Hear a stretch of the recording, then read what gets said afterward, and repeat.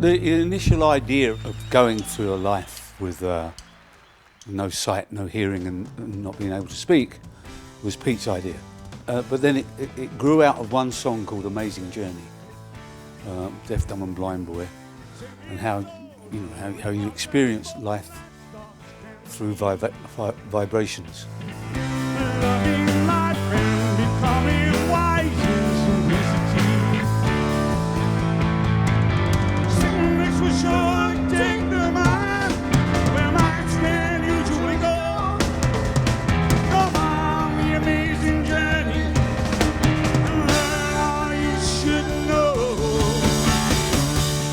Our manager, Kit Lambert, whose father was a composer.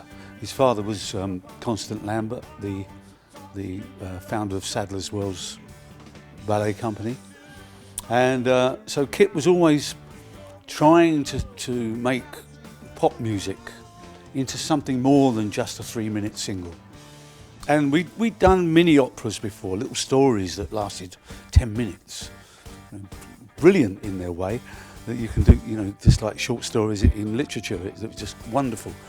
So we had this idea, and I said, a great idea for an opera. So let's build on it. So Keith Moon came up with the idea of the holiday camp at the end. John was given the job to write Uncle Ernie and Cousin Kevin, and we were perhaps in our most creative period. I think every group has a 10-year window of enormous creativity. There's something about it, and it just grew organically in the studio.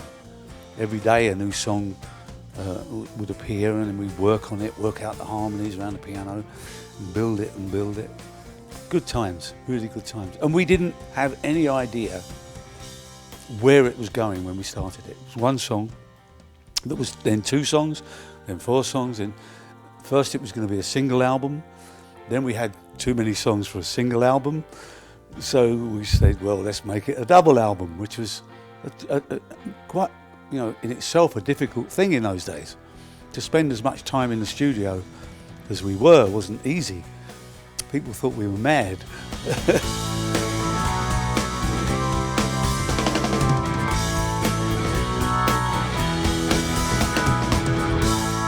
Towards the end of the double album, we didn't have quite enough material in the kind of the story that we saw to actually make 2 sides of a double album.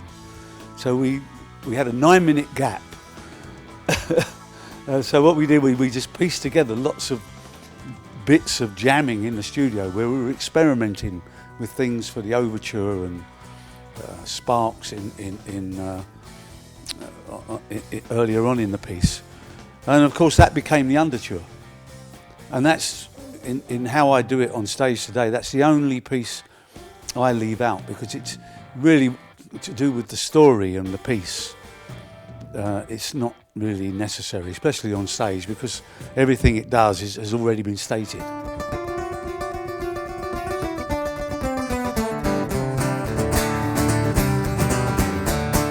People just couldn't get their heads around it, that you were singing about disabilities. As many people loved it, just as many hated it. We are proud to announce a truly outstanding rock opera film, Tommy.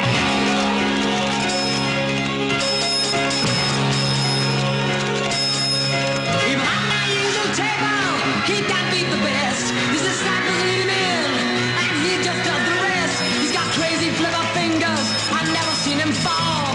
That deaf, dumb, and blind kid sure plays me in pinball. On the Tommy film, I loved it, and it was acting. Believe me, it was acting. Because Anne Margaret was my mother. So. Tommy, can you hear me? Tommy, can you hear me? Tommy, can you hear me? Tommy? So that was very hard to keep saying, Roger, she's your mother. Listening to you, I got the music, gazing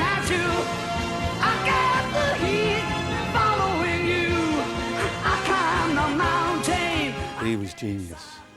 I mean, and like all geniuses, they can be absolutely fabulous or absolutely terrible. But there was never dull. He was always exciting, full of life. I saw him literally 6 weeks before he died. Spoke to him 3 weeks before he died. He wanted me to be the Mad Hatter in a production of Alice in Wonderland.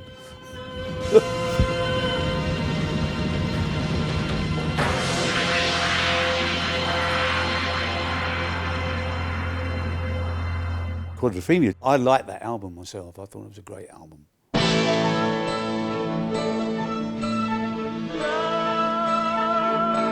Quadrophenia, the major musical statement about an angry generation, is now a motion picture for every generation. It's a good movie. It's got nothing to do with music, but it's a good movie. Quadrophenia, for everyone who was ever convinced he was right because the world was wrong. Just because we get around. I hear this talking about Quadrophenia 2, which I think is, why would it be Quadrophenia 2? Quadrophenia is a record, it's not a movie. They called the movie Quadrophenia, and took the name from the record, but it's got nothing to do with the record, I don't think, personally. It's like a finished piece of work. There isn't Quadrophenia 2. It's like it's like painting the same picture twice, with a few differences. What's the point?